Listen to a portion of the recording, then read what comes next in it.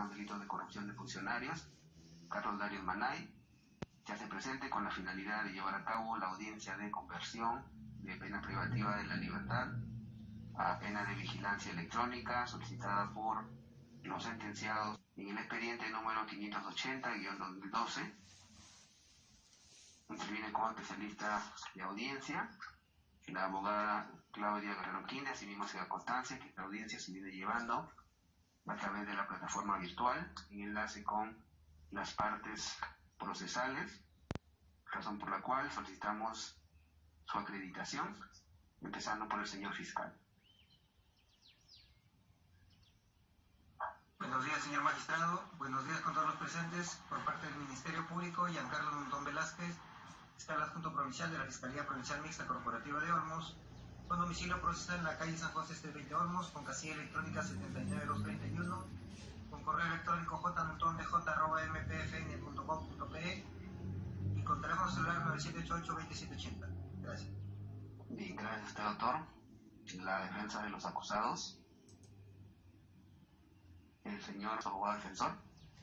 Muy buenos días, señor juez, señor fiscal, abogado de la defensa, quien le habla la doctora, la abogada Kelly Maney Asenjo, con registro de CAL 3546, el ilustre Colegio de Abogados del Lambayeque, con domicilio procesal en la calle 40, número 190, San Isidro, Lima, y demás autos que ya obran en el expediente. Bien, gracias, doctora. Con la defensa del señor. ¿Puede activar su micro, por favor, doctor?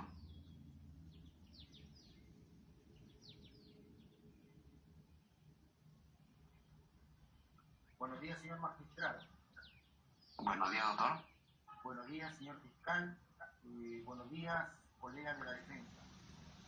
Humberto Carranza Valdivieso, abogado del Colegio de Abogados de Lima 9296, casilla electrónica 9796, correo electrónico estudiojurídicocb@gmail.com, teléfono 9996-14675. Bien, doctor, no le escuchamos muy bien. No sé si puede darle más volumen, por favor, a su equipo, porque no le escuchamos muy bien. Su acreditación sí le escuchamos, pero por momentos su audio se escucha muy alejado y a veces se pierde. A ver, ¿me escucha ahorita? ¿Me escucha? Sí, ahora sí le escuchamos bien. Ya, por ahí. Bien, gracias, doctor. Bien, ¿sus patrocinados se encuentran presentes? No.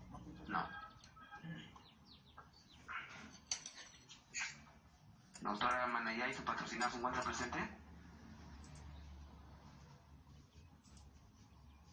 No, señor juez. Bien. Están acreditadas las partes procesales. Vamos a dar por instalada la presente audiencia de juicio oral y teniendo en cuenta que las solicitudes que se han presentado son de acusados, sentenciados que no están con ingreso en el sistema, en el INPE, debido a que la solicitud ha sido presentada directamente por cada uno de ellos. Vamos a escuchar a los solicitantes cuál es su pedido en concreto a fin de correr el traslado al señor fiscal. Empezamos con la defensa del señor. Escuchamos, doctora. Muchas gracias, señor juez. Si me permite, quisiera empezar mi disertación con su venia para ponerme de pie. Si gusta, doctora, no hay ningún inconveniente, sino teniendo en cuenta la naturaleza virtual que estamos llevando, puede hacerlo sin ningún inconveniente conforme está ahora, pero si usted considera, ¿no?, que debe hacerlo de pie, no hay ningún inconveniente. Muchas gracias.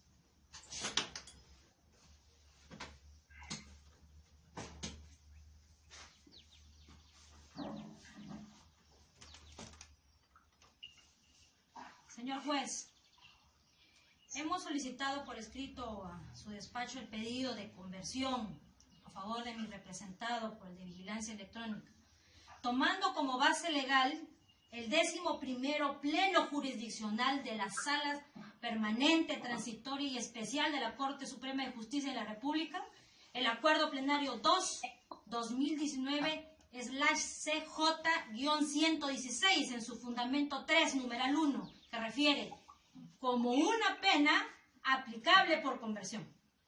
Y como incidente por efectos del Acuerdo Plenario 3-2012 CJ-116 del octavo Pleno Jurisdiccional de las Salas Penales Permanentes y Transitorias de la Corte Suprema de Justicia, en su fundamento 12. Como incidente nos indica un caso singular que da lugar a múltiples incidentes de ejecución, es el de la pena de vigilancia electrónica personal instituida por la Ley 29499 del 19 de enero del 2010, que precisa que es una pena siempre aplicable por conversión. Se puede disponer en la misma sentencia, dice, o luego mediante un incidente de conversión. Entonces, señor juez, como le decía, ha quedado claro que las normas jurídicas invocadas en el decurso son viables para la aplicación de la conversión mediante incidente, inclusive después de la sentencia. Con respecto a la procedencia, señor juez, si bien es cierto el delito por el cual mi patrocinado está condenado es de colusión, por lo tanto aparentemente improcedente la concesión de la conversión de la pena, sin embargo, debo manifestar que resulta incompatible con lo establecido por la Comisión Interamericana de Derechos Humanos. Por lo tanto, en este acto solicitamos que su despacho ejerza el control de convencionalidad con la finalidad de determinar si la normativa interna resulta incompatible con la norma supranacional. Antes de desarrollar los argumentos de la procedencia de la conversión de la pena, pese a que el delito es de colusión, permítame como precedente informarle, poner en evidencia los informes técnicos por diversas entidades públicas y observadores jurídicos con respecto al riesgo inminente, al peligro a la vida que hoy día implica el cumplimiento de la pena en un centro penitenciario. Señor juez, la Defensoría del Pueblo, mediante resolución Informe Defensorial 159-2011-DP de fecha octubre de 2011, observó las deficiencias del sistema penitenciario peruano. El decreto legislativo 1300 de fecha 30 de diciembre del 2016, con la finalidad de desasinar los penales, implementó un procedimiento especial de conversión de penas privativas de la libertad para no mayores de 6 años con una pena alternativa para condenados a fin de coadyuvar con una adecuada reinserción social de los mismos. El decreto legislativo 1325 de fecha enero de 2017 se declaró en emergencia el sistema penitenciario y se dictaron medidas para la reestructuración del Sistema Nacional Penitenciario del Instituto Nacional Penitenciario por razones de seguridad, salud, hacinamiento y deficiente infraestructura. El Decreto Supremo 008-2020, de igual forma, el 9 de enero de 2020 se intentó una solución que permita aliviar en algo el problema del hacinamiento penitenciario permanente. Señor juez, el INPLE reconoce la sobrepoblación y hacinamiento. Fíjese usted, mediante oficio 008 del 7 de abril, ya con el problema de la pandemia, reconoció además declarar en emergencia sanitaria a nivel nacional por el plazo de 90 días calendario por la existencia del COVID-19, debido a los altos niveles de sobrepoblación y como consecuente hacinamiento existente. Mediante el decreto legislativo 1459 del 14 de abril de 2020, se volvió a reconocer el problema incontrolable de hacinamiento carcelario. Y asimismo, el decreto legislativo 1325 se declara en emergencia y se dictan medidas para la reestructuración del Sistema Nacional Penitenciario del Instituto Nacional Penitenciario. Cabe agregar que mediante Decreto Supremo 13-2018-IUS se prorrogó a un plazo adicional de 24 meses los efectos del Decreto Legislativo 1325, siendo uno de los problemas principales el motivo de la emergencia el hacinamiento carcelario. A mayor abundamiento, el nuevo informe de Defensoría del Pueblo se puso en evidencia las deficiencias del sistema penitenciario agravadas a la pandemia, emitiendo un informe especial, el 03-2020, del 22 de abril de este año, que dice que las personas privadas de su libertad, adultas mayores, pueden ocasionar graves estragos en su salud. Este hecho exige por parte del INPE y del Estado una respuesta articulada en su conjunto. Las condiciones de hacinamiento y carencias que atraviesan los 68 establecimientos penitenciarios en todo el país son escenarios óptimos para la población masiva de este tipo de individuos. Sin las máximas medidas de salud pueden ser graves e irreparables, sostienen. Mediante el decreto supremo, asimismo, el 04-2020 IUS de fecha 23 de abril de 2020, se sostuvo que las condiciones de hacinamiento y de salud durante la aguda crisis que vienen atravesando los establecimientos penitenciarios a nivel nacional convierten a las internas y a los internos, así como el personal penitenciario, en agentes de seguridad, el personal administrativo, personal de salud, en foco de contagio masivo de enfermedades altamente infecciosas como es el COVID-19. Para terminar, la Defensoría del Pueblo, en su labor de institución garantista de los derechos humanos y de la dignidad de la persona, mediante el informe especial 08-2020 de abril de 2020, sostuvo que dentro de sus propuestas tenemos la reducción del hacinamiento, tal como ha sido señalado por la alta comisionada de los derechos humanos. La emergencia producida por el COVID-19 exige la necesidad de evaluar y poner en funcionamiento mecanismos que permitan reducir con rapidez el número de personas privadas de libertad, enfocándose con prioridad sobre las personas vulnerables al COVID-19. El artículo 79 y 80 del Código de Ejecución Penal, así como los artículos 123 y 124 de su reglamento, manifiestan que el INPE, como organismo intermedio, tiene los deberes de asistencia, deber de cuidado, de vigilancia, de control, de provisión. La pregunta que me formulo es, ¿el INPE tiene la capacidad de brindar el deber de vigilancia y salud? La respuesta es no. Debemos precisar que mediante el informe de Ajuntía 006-2018, reto del sistema penitenciario peruano, se hizo un diagnóstico de la realidad carcelaria de mujeres y varones, de fecha diciembre de 2018. Y la Defensoría del Pueblo llegó, entre otras, a las siguientes conclusiones. Muy brevemente, el exceso de los internos e internas sobrepasa la capacidad de los establecimientos penitenciarios del país. La seguridad penitenciaria atraviesa su estado más álgido. La salud penitenciaria requiere una urgente atención, manifiesta. A la fecha de la supervisión laboraban en el INPE 64 médicos para un total de 82.492 personas privadas de su libertad. Más aún, señor juez, si un propio trabajador del INPE, el señor Alejandro Valderrama, que es el subsecretario de Defensa Legal del Sindicato de Trabajadores Penitenciarios, el 5 de abril, a través de un enlace telefónico con un programa de televisión Día D, señaló que existen gravísimas deficiencias en cuanto al protocolo adecuado de la detección del COVID-19. En resumen, el INPE no puede cumplir con el deber de cuidado de los internos frente a la pandemia del COVID-19. Existe una incapacidad para cautelar el derecho a la salud. De manera que ha quedado demostrado de manera fehaciente el riesgo inminente a la salud y a la vida, que significa el cumplimiento de la ejecución de la pena en un centro penitenciario del país. Es por ello, señor juez, precisamente tomando en cuenta esta realidad carcelaria, resulta necesario que usted ejerza el control difuso, el control de convencionalidad y determinar si la norma en cuestión colisiona con lo establecido con la norma supranacional y la Constitución.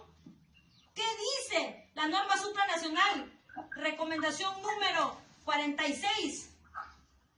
Resolución 01-2020, Pandemia y Derechos Humanos en las Américas, adoptado por la Comisión Interamericana de Derechos Humanos el 10 de abril de 2020.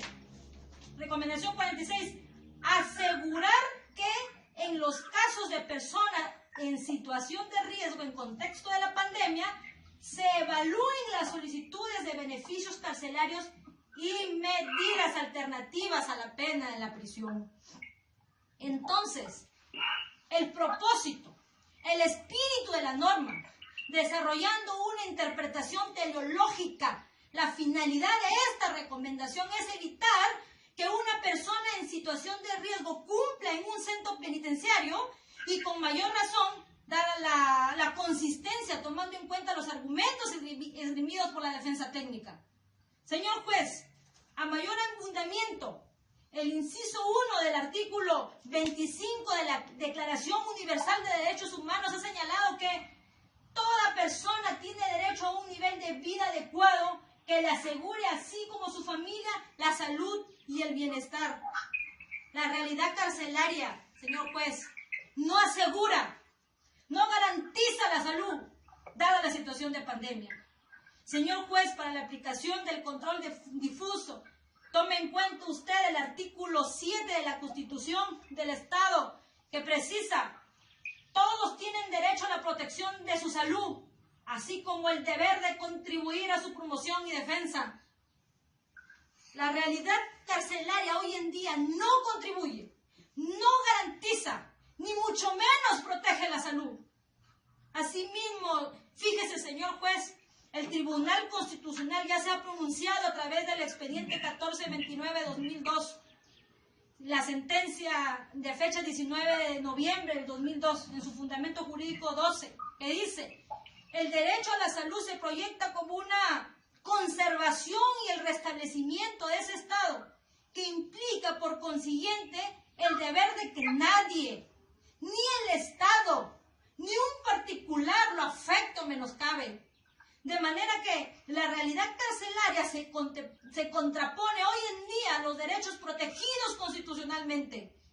Y el Código de Ejecución Penal, en el artículo 76, establece expresamente el reconocimiento al derecho de la salud del interno, señalando que, muy brevemente, el interno tiene derecho a alcanzar, mantener o recuperar el bienestar físico y mental. La administración penitenciaria proveerá lo necesario para el desarrollo de las acciones de prevención, promoción y recuperación de la salud, teniendo en cuenta las políticas nacionales de salud y especialmente los lineamientos y medidas establecidas por el Ministerio de Salud. Señor juez, la administración penitenciaria, por su propio dicho, lo expresa, que no es capaz de proveer lo necesario para el desarrollo de las acciones de prevención, promoción y recuperación de la salud. Por lo tanto, es inviable. Tiene aquí, señor juez, una razón más subjetiva para el efectivo control de convencionalidad. Asimismo, sobre el derecho a la salud, el Tribunal Constitucional, mediante el expediente 1429-2002, en la sentencia 19 de noviembre, en sus fundamentos 14 y 15, estableció que los reclusos, como el caso de los demandantes, dice, tienen un derecho constitucional a la salud, igual que cualquier persona, y que es el Estado el que asume la responsabilidad por la salud de los internos. Hay, pues, un deber de no exponerlos a situaciones que pudieran comprometer o afectar su salud. En cuanto al derecho constitucional que decía de salud, las personas recluidas es también una facultad vinculante al Estado. Por lo tanto, los reclusos obviamente gozan del derecho constitucional a la salud igual que cualquier persona humana. Es el Estado quien asume la responsabilidad por la salud de los internos. Así lo ha manifestado el Tribunal Constitucional también en el expediente 1362-2002, en la sentencia de fecha 5 de septiembre en su fundamento jurídico número 5. En consecuencia, existe un deber de no exponerlos a situaciones que puedan comprometer, afectar o agravar su salud. Por esta razón, el Instituto Nacional Penitenciario, en una actitud responsable, nos informa que hoy no son capaces de garantizar la salud de una persona de condición de riesgo, como es el caso de mi patrocinado. Entonces, en base a las facultades de los jueces, que implica el control difuso y el control de la convencionalidad, resulta necesario establecer el riesgo a la vida y a la salud, lo que significa que el actual sistema penitenciario, debiendo el señor juez, por efecto del carácter vinculante de la norma supranacional y la Constitución, evitar la conculcación de derechos humanos descritos, debe convertirse la pena efectiva por otra, como es el de vigilancia electrónica, la misma que se solicita a través de esta audiencia. Debo precisar, señor juez, permítame muy brevemente, el Consejo Ejecutivo del Poder Judicial hace una exhortación a los jueces penales a través de la resolución administrativa 118-2020 CEPJ, en su artículo 4. Nos dice disponer que los presidentes de las Cortes Superiores de Justicia del país exhorten a los jueces de especialidad penal para que todos aquellos casos que tengan de competencia y posibilidad revisen, incluso de oficio, la situación jurídica de los procesados y sentenciados privados de su libertad que estén bajo su competencia a fin de evaluar las modificaciones y su condición jurídica.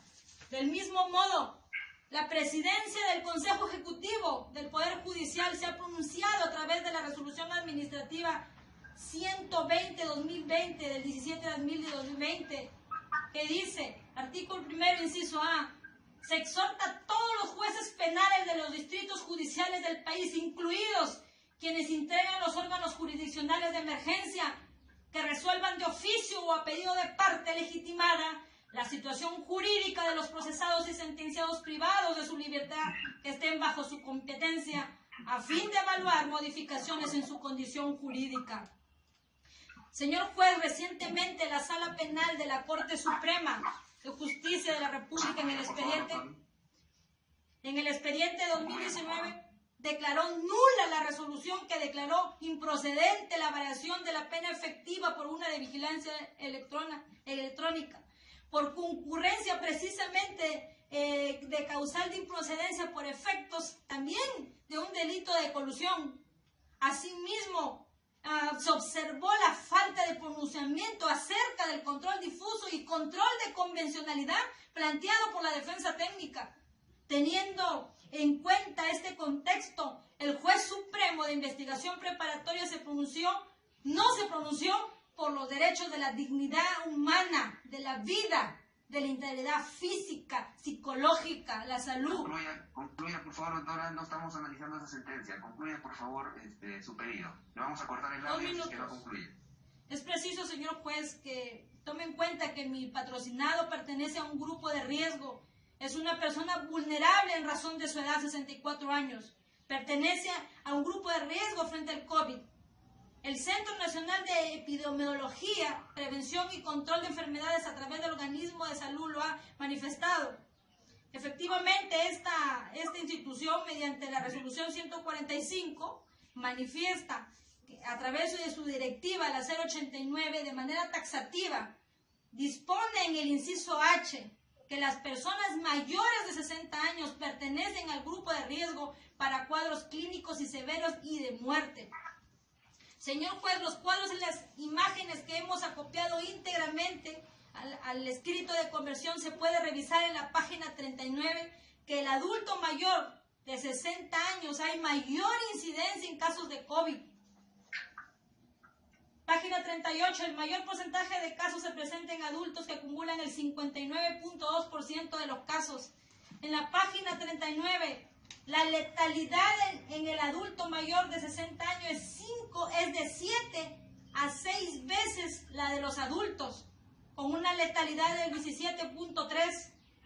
2 de cada 3 defunciones por COVID-19 ocurren para adultos mayores a 60 años. Después de la obesidad, en la página 40, el tener mayor de 60 años es un factor de riesgo de muerte. Señor juez, mi patrocinado tiene 64 años de edad y por ende pertenece al grupo de personas de alto riesgo de contagio y muerte. Razón suficiente para que su despacho declare fundada la conversión de la pena. De manera que por efectos del control difuso, el control de convencionalidad, la conversión de la pena efectiva por la de vigilancia electrónica deviene proporcional y acorde con el principio de legalidad, debiendo su despacho declarar fundada la conversión de la pena. Muchas gracias. Bien, gracias, doctora. ¿Qué ha señalado el señor fiscal? Doctora, Sí. Bueno, ya le escuchamos. Muchas gracias, señor juez. Pues muy breve, por favor. Sí, cómo no. Acaba de decir el señor fiscal que han presentado los sentenciados un recurso de casación y que por lo tanto está en revisión, pero permítame decirle que la Sala Penal de la Corte Suprema de Justicia afirmó a través de la sentencia 21-37 que la casación no es una tercera instancia donde resulte posible entrar o convertir las conclusiones fácticas o jurídicas de la falla de un imputado, sino que es un recurso extraordinario que comporta la realización de un juicio de legalidad.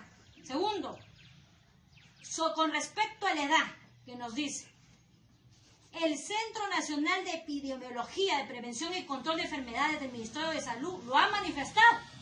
Una institución como es el Ministerio de Salud, que las personas a partir de los 60 años, no 65, le invito a que lo lea, es un factor de riesgo de muerte inminente. Tercero, nos dice que los sentenciados han negado los hechos. Bueno, pues eso es una audiencia para otro debate. Aquí estamos para ver si el pedido de la conversión es aplicable o no. El fiscal no ha contradicho, no ha dado las causales de improcedencia.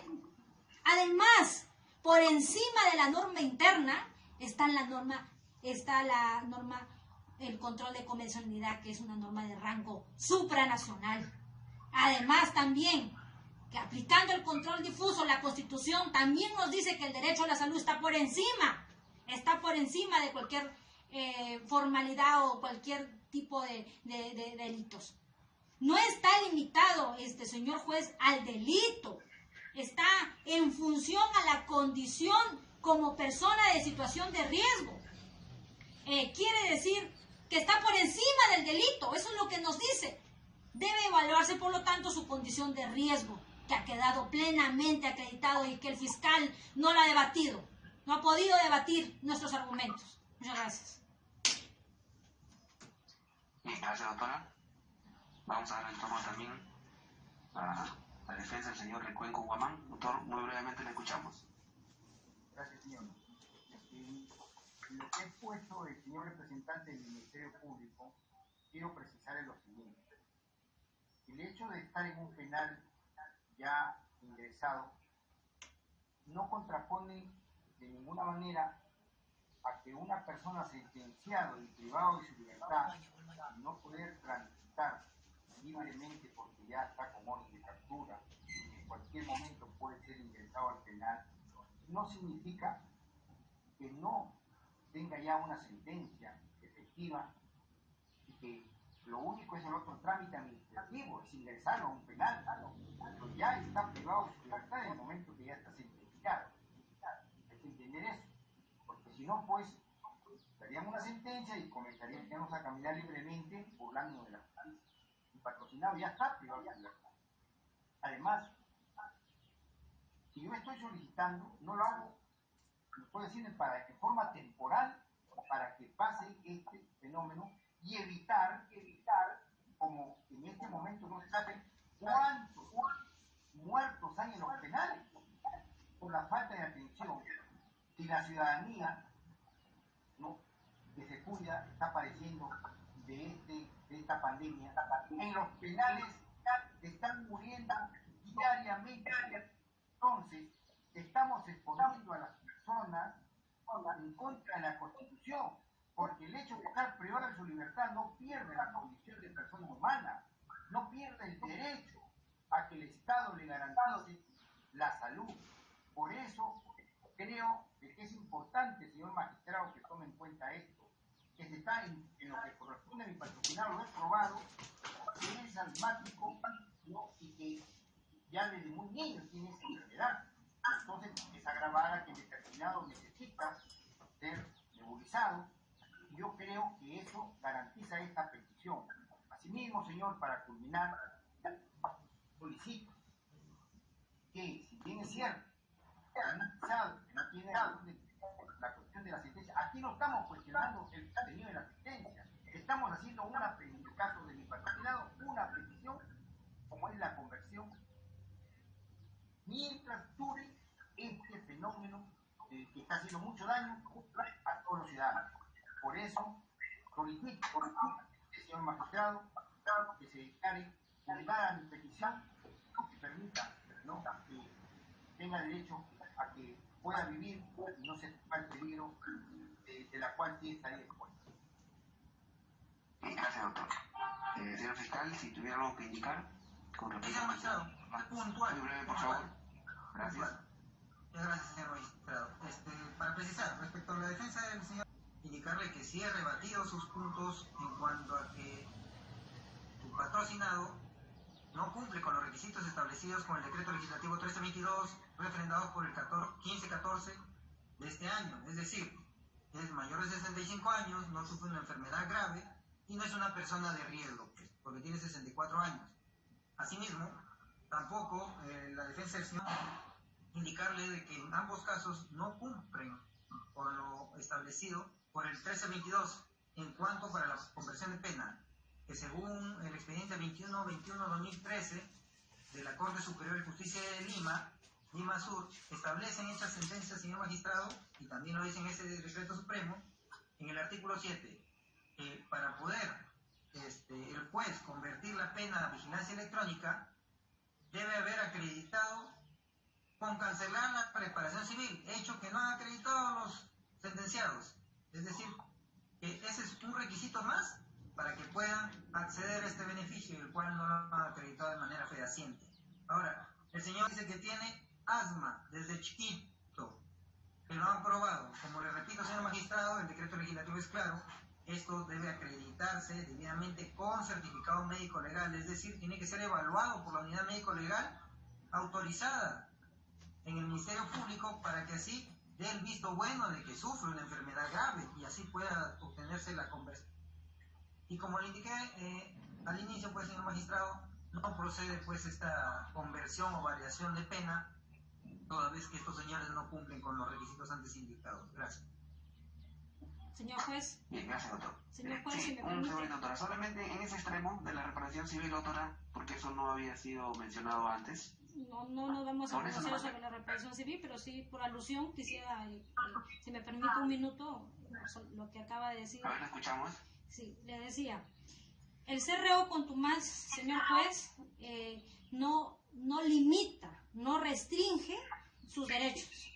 Además, la ley madre, la ley de leyes, que es la Constitución, en su artículo 2, inciso 24, literal A, dice que nadie está obligado a hacer lo que la ley no manda, ni impedido a hacer lo que en ella no prohíbe. Y el fiscal no nos ha dicho cuáles son las prohibiciones que alcanzan o que restringen nuestro derecho. Muchas gracias. Bien, con respecto al pago de la reparación civil, doctora, ¿sus patrocinados han pagado reparación civil? No han pagado la reparación civil aún. Bien, doctor, Humberto, ¿su patrocinado ha pagado reparación civil? Señor, dando el recurso de casación y ha sido ya ingresado a la Corte Suprema de la República porque fue admitido en la sala y remitido todo el expediente, todavía no se ha cumplido porque se supone que ya una vez que quede firme consentida vamos a cumplir. Bien, no se ha cumplido entonces. Bien, gracias, doctor. Bien, vamos a dar por cerrado el debate, son 9:31 de la mañana. Vamos a analizar tanto los anexos de las solicitudes escritas que se han presentado con la finalidad de acreditar su pretensión, que han sido oralizadas en esta audiencia y debatidas también, así como también la posición del señor fiscal con relación a el pedido de vigilancia electrónica que han hecho los sentenciados. Bien, la resolución se va a expedir en el plazo de ley. Agradecemos a todos por su asistencia a esta plataforma virtual. Se le va a notificar a las casillas electrónicas y a partir de ahí ustedes pueden ejercer el derecho de considerarlo pertinente a tanto el señor fiscal o los abogados defensores, de acuerdo a lo que se resuelva, a fin de ejercer los recursos que establece la ley. Bien, buenos días a todos. 9 de la mañana con 31 minutos. Concluimos la presente audiencia. Gracias.